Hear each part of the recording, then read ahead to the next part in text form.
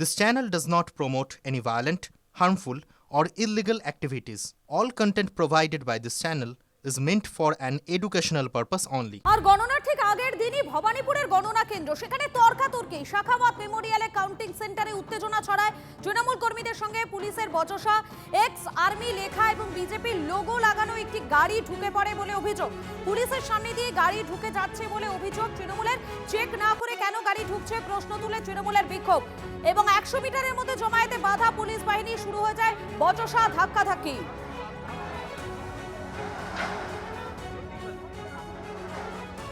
এই মুহূর্তে আমরা ঠিক দাঁড়িয়ে আছি ঠিক লর্ডসিনা মুখে ঢোকার অর্থাৎ থিয়েটার রোড থেকে যে লর্ডসিনা মুখে ঢোকার হয় সেই জায়গায় এখানে বেশ কিছু সমর্থক যারা নিজেদেরকে সাধারণ আর্মি বলছেন কিন্তু তারা বেসিক্যালি টিএমসি সমর্থক তাদের অভিযোগ হচ্ছে যে একটি গাড়ি এখান দিয়ে ঢুকে গিয়েছে এবং সেখানে বিজেপির যেটা লোগো সেই লোগো ছিল এবং সেই গাড়ি পুরো ঢুকে গিয়ে ভেতরে যে শাখাওয়াতের ওখানে গিয়ে ঢুকেছে বলে তারা দাবি করছেন এবং তাদের অভিযোগ তারা যে ঢুকেছেন সেখানে কিন্তু সিআরপিএফ বা পুলিশ তাদেরকে কোনো মতেই আটকায়নি সেই গাড়িটাকে এবং তারা সেখানে ভেতরে ঢুকে গিয়েছে আমরা এখানে বসে আছি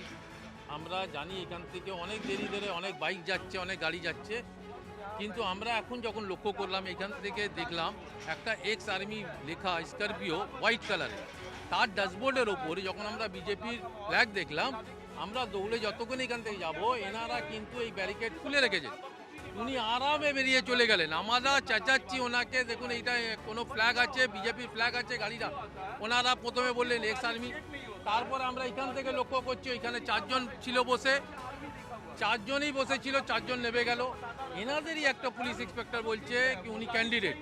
আবার নতুন বিজেপির ক্যান্ডিডেট কোথা থেকে এখানে চলে এলো বলছে ওনার কার্ড আছে আমরা দেখেছি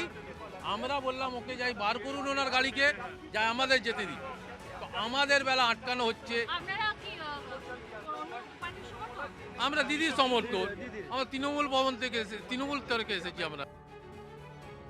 ড্যাশবোর্ডে বিজেপি লোগো ছিল পিছনে লেখা ছিল কি এক্স আর্মি ওকে ঢুকিয়ে ওখানে ঢুকে ও নেবে স্ট্রং রুমে গেছে ওটা কোনো হচ্ছে কেন আমরা দেখেছি এখান দিয়ে দেখেছি আমরা তো বসেছিলাম সকাল 6টার সময় দিয়ে 7টার সময় দিয়ে বসে আছি এইখানে দেখছি এইখানে গাড়ি চেক হয়নি স্করপিওতে বিজেপির পতাকা আছে সিম্বল আছে সামনে এইটা তো ভুলভাল কাজ তো এইটা তো এমনি হতে পারে না আমরা বাড়িয়ে দাঁড়িয়ে আছি আমরা এখন हम लोग यहाँ का नागरिक है लोकल आदमी है कि यदि कोई गलत कर रहा है ये सही नहीं है हम लोग टीएमसी सपोर्टर और बीजेपी सपोर्टर नहीं हम लोग आम नागरिक है मैडम जो गलत नहीं होने देना है चौकीदारी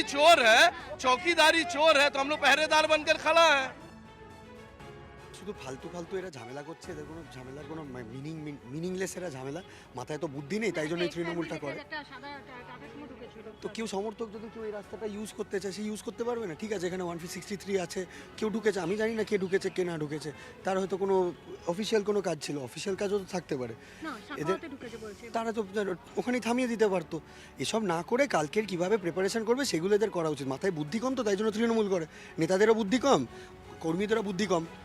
অশিক্ষিতদের দল পুরো কমপ্লিটলি তাই জানেও না কি নিয়ম কি না নিয়ম ওদেরকে যদি আপনি জিজ্ঞেস করেন যে এই নিয়মটা কোথায় লেখা আছে বলতে পারবে না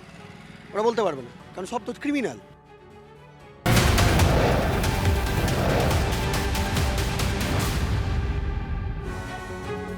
পূর্ব বর্ধমানে স্ট্রং রুমে ফের সিসি ক্যামেরা বিভ্রাটের অভিযোগ বর্ধমান বিশ্ববিদ্যালয় ইউআইটি ভবনে স্ট্রং রুমে রয়েছে পূর্ব বর্ধমানের 5টি বিধানসভার ইভিএম এবং ভিভিপ্যাট ঠিক কি ঘটনা ঘটেছে আমাদের প্রতিনিধি মনতোষ রয়েছেন আমাদের সঙ্গে মনতোষ কি অভিযোগ উঠে আসছে দেখো তৃণমূল কংগ্রেসের পক্ষ থেকে সরাসরি অভিযোগ করা হচ্ছে যে 1 ঘন্টা 15 মিনিট প্রায় 1 ঘন্টা 15 মিনিট হাউসগ্রাম বিধানসভার যে সিসি ক্যামেরা সেই সিসি ক্যামেরা সম্পূর্ণ অচল ছিল এবং এ নিয়ে তারা কমিশনে অভিযোগ পর্যন্ত জানিয়েছে এবং তারা যেটা সন্দেহ করছে যে 1 ঘন্টা 15 মিনিট অনেক কিছু হতে পারে এবং সে কারণে তারা কিন্তু ইতিমধ্যে নির্বাচন কমিশনে অভিযোগ দায়ের করেছে যদিও বর্ধমানের যারা দায়িত্বে রয়েছেন যে প্রশাসন বর্ধমান জেলা প্রশাসনের পক্ষ থেকে এখনো পর্যন্ত কিন্তু এই কি কারণে সিসি ক্যামেরা বন্ধ রয়েছে আদৌ বন্ধ রয়েছে কিনা এ ব্যাপারে কোনো রকম কোনো মন্তব্য করা হয়নি এখনো পর্যন্ত কিছু জানানো হয়নি তবে তৃণমূল কংগ্রেসের পক্ষ থেকে দাবি করা হচ্ছে যে 1 ঘন্টা 15 মিনিটের সিসি ক্যামেরার যে ফুটেজ সেই সিসি ক্যামেরা পুলিশ তাদেরকে দেখাতে হবে আপাতত তোমাকে ধন্যবাদ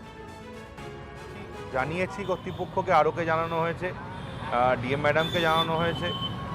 সেন্ট্রাল থেকে, কিন্তু 1 ঘন্টা ধরে মানে 1 ঘন্টা 13 মিনিট পর টেকনিশিয়ান এসে সেই ক্যামেরা চালু করলো